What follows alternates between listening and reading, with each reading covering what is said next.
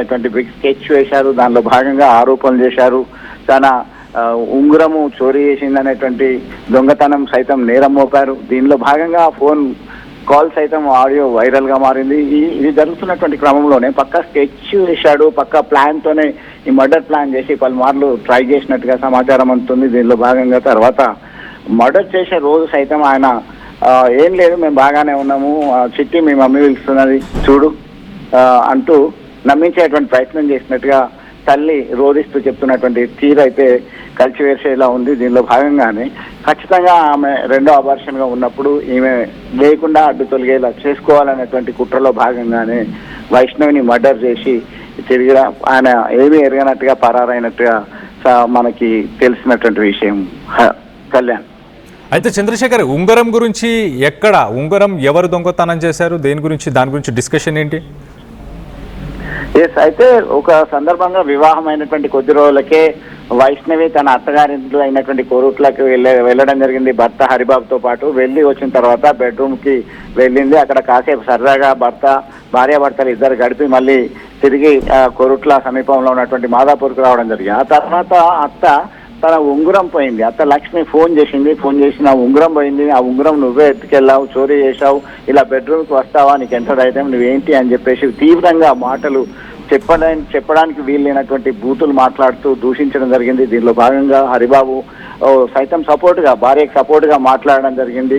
అయితే వైష్ణవి ఒకటే చెప్పింది, నీ ఉంగరం నాకు అవసరం లేదు, నేను దొంగతనం చేయలేదు. ఒకవేళ నేను దొంగతనం చేసినట్టుగా నీవు సాయిబాబా గుడిలో తడి బట్టలతో వచ్చి ప్రమాణం చేస్తే నేను ₹1,00,000 నీకు ఇవ్వడానికి సైతం సిద్ధం, నాకు అవసరం లేదు, నా దగ్గర ఉన్నటువంటి బంగారమే నువ్వు తీసుకునేటువంటి రకం, నేను తీసుకునేటువంటి పరిస్థితి నాకు లేదు అంటూ సమాధానం ఇవ్వడం జరిగింది. ఆ ఫోన్ ఆడియో కాల్ వైరల్ గా మారింది. దీనిలో భాగంగానే ఖచ్చితంగా ఒక స్కెచ్ ఉంది, కుట్ర ఉంది అని చెప్పి తెలుస్తుంది. మరొక అంశం ఏంటంటే తన కూతురికి వివాహం అయిన తర్వాత బంగారు పుస్తెల తాడు, గొలుసు, ఇతరత్ర నగలు వేస్తే ఈ అత్తగారి ఇంటి దగ్గరికి వెళ్తే లాక్కున్నారు అని చెప్పేసి వైష్ణవి తల్లి తీవ్రంగా రోధిస్తూ చెప్పినటువంటి పరిస్థితి. దీనిలో భాగంగా గిల్టు నగ, ఇప్పటి మందం అయితే గిల్టు నగ తీసుకొని వేసామని చెప్పి ఆ పుస్తెల తాడు పట్టుకొని మనతో మాట్లాడుతూ రోధిస్తున్నటువంటి తీరు సైతం కలిసివేసేలా చేసింది.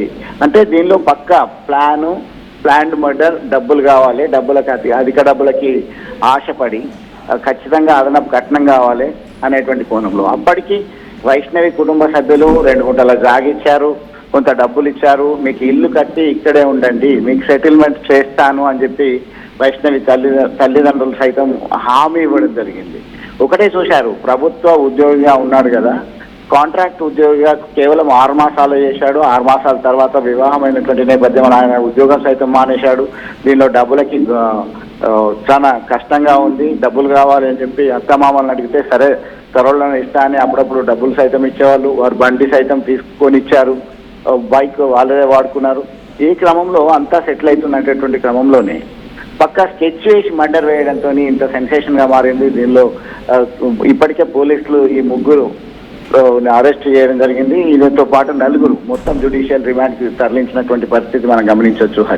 Kalyan, right Chandrashekar, thanks for the latest update. మొత్తం మీద ఇటు హరిబాబు తల్లి కానీ హరిబాబు ఫ్యామిలీ మెంబర్స్ ఎప్పుడూ ఇటు వైష్ణవిని వాళ్ళు ఎప్పుడూ యాక్సెప్ట్ చేయలేదు. పెళ్ళైన ఇన్ని రోజులైనా కూడా, పెళ్ళైన కొన్ని రోజులకి ఇంటికి వచ్చి వెళ్ళిన తర్వాత కూడా ఉంగరం మిస్ అయింది, ఆ ఉంగరాన్ని నువ్వే దొంగలిచ్చావంటూ ఫోన్ చేసి ఫోన్ కాల్లో మాట్లాడడం, ఆ ఫోన్ కాల్ కూడా వైరల్ అవ్వడం. సో మొదటి నుంచి డబ్బు గురించి ఇటు వైష్ణవిని మాటలు అనే ప్రయత్నం చేశారా? హరిబాబు మరి కొంత ఇటు భార్యను సపోర్ట్ చేసుకుంటూ మాట్లాడినట్టు కూడా తెలుస్తుంది. కానీ తర్వాత హరిబాబు మనసు కూడా మారిపోయిందా? తల్లిదండ్రులు చెప్పిన విషయాన్ని ఇటు హరిబాబు కూడా ఆ విషం, కట్నం అనే ఆ విషము హరిబాబుకు కూడా ఎక్కిందా? మొత్తం మీద వైష్ణవి ప్రాణాలు తీసేదాకా వచ్చిందా?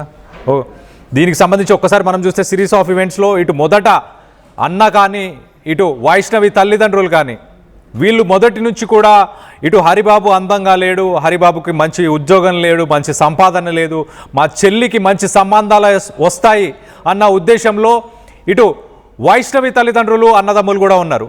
మరో పక్కన ఇటు హరిబాబు సైడ్ కూడా మనం పేరెంట్స్ కానీ ఫ్యామిలీ కానీ రిలేటివ్స్ కానీ చూస్తే కనుక వాళ్ళు కూడా మంచి సంబంధాలు వస్తాయి కదా అంటూ ఇంకొక సంబంధం, వేరే సంబంధం కూడా మాట్లాడి పెట్టి ఉన్న సంబంధం కూడా ఉన్నది. మొత్తం మీద పెళ్ళైన తర్వాతనే మాట్లాడారా? ఒక పక్కా ప్లాను పథకం ప్రకారమే ఇదంతా చేశారా? దీనికి సంబంధించి మీరేమనుకుంటున్నారు? మీ అభిప్రాయాలని కింద కామెంట్ రూపంలో తెలియపరచండి. ఇటు హరిబాబు ఒక ప్లాన్ ప్రకారం ఇదంతా చేశాడా? మొదట ప్రెగ్నెన్సీని కూడా ఇంట్లో వాళ్ళకి తెలియకుండా చేసే ప్రయత్నం ఏమైనా చేశాడా? ముందు నుంచే ఇటు వైష్ణవిని చంపాలని ముందు నుంచే ప్లాన్ చేశాడా? వెంటపడి వేధించి నువ్వు లేకపోతే నేను చనిపోతానంటూ ఇటు సోషల్ మీడియాలో మెసేజ్లు చేసి తర్వాత ఒక పాయింట్ ఆఫ్ టైం తర్వాత తన ప్రాణాలనే తీశాడా హరిబాబు? దీనికి సంబంధించి మీరేమనుకుంటున్నారు? మీ అభిప్రాయాలని కింద కామెంట్ రూపంలో తెలియపరచండి.